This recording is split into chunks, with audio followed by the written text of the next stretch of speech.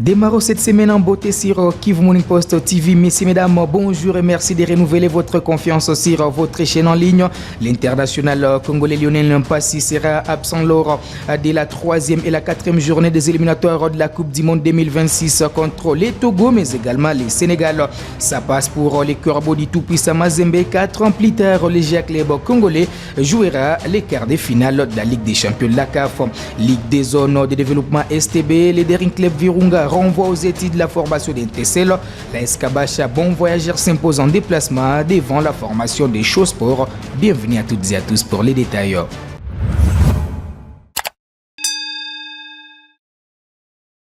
C'est un coup dur pour la sélection nationale de la RDC. Les portiers titulaires des Léopards, Lionel Mpassi sera absent lors de la 3e et la 4e journée des éliminatoires de la Coupe du Monde 2026.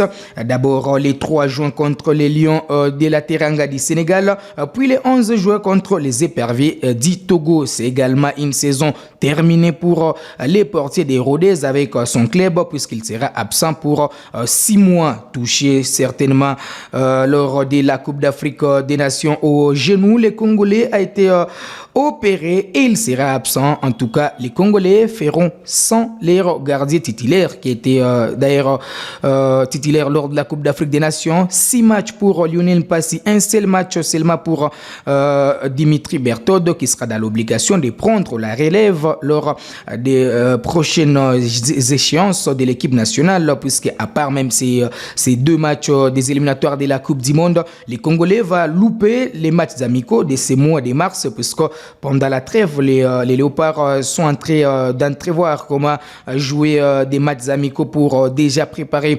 les éliminatoires de la Coupe du Monde, puisqu'au mois de juin, les Congolais auront 2 matchs très important, d'abord contre les Lions de la Teranga du Sénégal, comme je le disais, les 3 juin, et puis contre les Éperviers du Togo, les 11 juin prochain. Donc, Sébastien Desabre sera dans l'obligation de combler les vides de Lionel Mpassi. On va parler autre chose, c'est la Ligue des Champions de la CAF. 4 ans plus tard, l'équipe du tout-puissant Mazembe jouera les quarts de finale de la Ligue des Champions. Vous le savez, la dernière fois que les club congolais de Lubumbashi a joué ce stade de la compétition. Ça remonte de 2020 lors de son match de l'avant-dernière journée de la phase des groupes de la Ligue des Champions. Les GIA Club congolais s'est imposé devant l'équipe des Pyramides FC sur les scores de 3 buts à brosse. Donc ça passe pour les Corbeaux en quart de finale, comme pour l'équipe des Mamelodi Sundowns qui s'est imposée dans l'autre match du groupe contre les FC Nouadhibou sur les scores des débits Zabros. Donc, plutôt Fiston Kalala Mayele et son équipe des Pyramides vont quitter cette compétition. Avant de revenir sur les classements, je vais vous proposer en tout cas ces reportages de la communication du tout-puissant Mazembe, l'ambiance de cette victoire de qualification. C'était le samedi au stade tout-puissant Mazembe face à l'équipe des Pyramides. Je rappelle que les jeunes Passia Mwamba entrés en cours de jeu a marqué les buts du break. On va suivre ensemble l'ambiance de la qualification des Congolais dans ces reportages. Déterminés et agressifs, les Corbeaux ont savouré ensemble avec leurs supporters le fruit d'un travail collectif et d'une équipe qui n'a jamais rien lâché.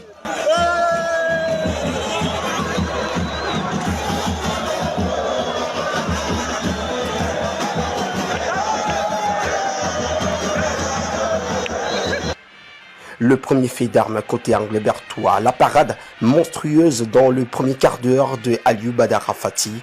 Le gardien du TP Mazembe empêche à Fati de concrétiser une belle entame du Pyramide FC.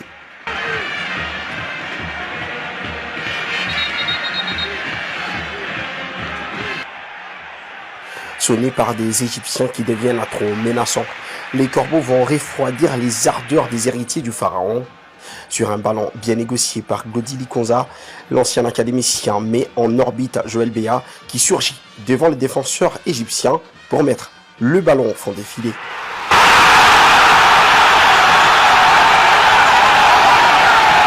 À partir de ce moment-là, le TP Mazembe continue d'harceler son adversaire. Les Corbeaux ne sont pas rassasiés et vont rapidement faire le break peu avant la mi-temps. D'abord, une combinaison à 3. Glody pour Fili, Fili pour Fofana, Fofana pour Fili et Fili pour Glody. Un jeu triangulaire, toute la beauté du football dans une action astucieuse bien menée. Une masterclass offensive conclue par un Likonza beaucoup trop génial. Infatigable, même en ayant compris que Pyramide FC sombrait dans l'infernal entre des corbeaux. Et sous les yeux d'un Moïse Katumbi et des Phalanges Bertois qui en voulaient encore plus. Leur vœu sera exaucé, Compassion Mwamba profitant d'une erreur monumentale de Blati Touré. Il s'en va battre le gardien égyptien d'un somptueux lob.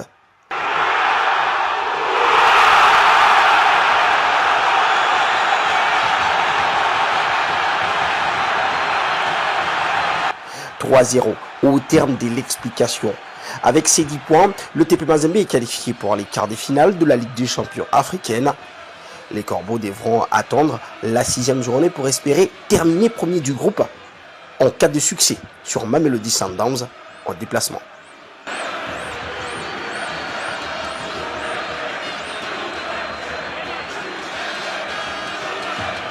Aller au terme de la qualification du tout-puissant Mazembe avant même les derniers matchs prévus les 2 mars prochain en déplacement contre la formation des Mamelodi Sundowns. Le président du club congolais Moïse Katumbi a fustigé l'attitude du gouvernement envers l'équipe du TP Mazembe. Je vais vous proposer de suivre le chairman Moïse Katumbi Chapwe. Je voudrais d'abord sincèrement féliciter nos supporters parce que ce sont des moments très difficiles. L'équipe est abandonnée par le gouvernement. Je crois peut-être l'équipe de Mazembe n'est pas une équipe congolaise. Ça fait 3 ans, comme on a communiqué ce matin, que le gouvernement ne donne plus rien à Mazembe. Malgré ça, on nous interdit même de nous donner le droit de survol par M. Loussadissou, le tout-puissant de l'ANER et le tout-puissant ministre de l'Intérieur, je crois. On doit faire la part des choses. Le sport, c'est le sport. On ne peut pas mélanger la politique avec le sport. Je dis merci d'abord au Seigneur et surtout à nos supporters qui ont supporté l'équipe du début jusqu'à la fin, parce que au début c'était très difficile, mais les enfants ont compris avec l'appui du 12e, 13e, 20e joueur, ils ont donné et nous sommes qualifiés ici, mais nous devons aller, nous partons déjà de demain en Afrique du Sud pour s'acclimater, parce que nous ne devons rien négliger, nous devons chercher la première place. Merci. Allez au tableau des pondérations, l'équipe des tout-puissants Mazembe est en tête avec 10 points plus 5 en ex-aequo avec la formation de Mamelodi Sundowns, 10 points également plus 5. L'FC Nouadhibou de la Mauritanie 4 points moins 5. Pyramides FC 4 points moins 5 également. Les 2 équipes quittent la compétition. Mazembe et Mamelodi se qualifient pour l'étape des quarts de finale, mais les 2 équipes vont se croiser les 2 mars prochains lors de la dernière journée de la phase des groupes de la Ligue des champions de la CAF. Et puis on va maintenant finir avec la Ligue de zone de développement STB avec la formation de Virunga qui jouait son avant-dernier match de la phase retour. C'était face à la formation du FC Étincelle ce dimanche au stade de l'unité de la commune de Karissimbi. Victoire des Montagnards 5-0 avec le but marqué d'abord par Piskas Kirenge sur penalty. Un doublé de Gagayenga, l'ancien joueur de l'AS Nyuki de Butembo. Un but marqué par les défenseurs Daniel Bonfando et un autre marqué par l'ailier Laurent Roland plutôt. L'équipe des Virunga totalise désormais 32 points avant son dernier match prévu à Bukavu contre la formation des Chosport. L'équipe est à 2 doigts de valider son ticket pour la phase de play-off. L'équipe des Kabasha, les rivales éternels de Virunga, est allée s'imposer en déplacement. Toujours ce dimanche, c'était devant l'équipe des Chosport. Victoire de l'équipe championne du Congo de 2005 de 1, 2 buts marqués par Alexis Chouma, l'ancien joueur de Guma Academy of Leader du président Hugo Kasuku, mais également Jafari Satala qui s'est illustré également avec l'équipe de Kabasha avec déjà cette victoire au Kabasha totalise 26 points et l'équipe va faire une pression pour chercher une qualification à l'étape des playoffs. Virunga, Bukavu, Dawa, Nyuki et Mwangaza sont bien partis pour se qualifier, mais il faut faire attention à la formation de Kabasha qui va faire pression à ces équipes pendant les matchs qui vont rester avant bien sûr l'étape des playoffs. Comme je le disais, les Nord et les Sud Kivu à ce stade de la compétition, les deux provinces auront 4 représentants pour la phase des playoffs. Voilà qui met un terme à cette production sportive sur Kivu Morning Post TV. Vous l'avez aimé, dites merci à toute l'équipe de votre chaîne en ligne. On se fixe rendez-vous très prochainement, ça sera avec ce même plaisir.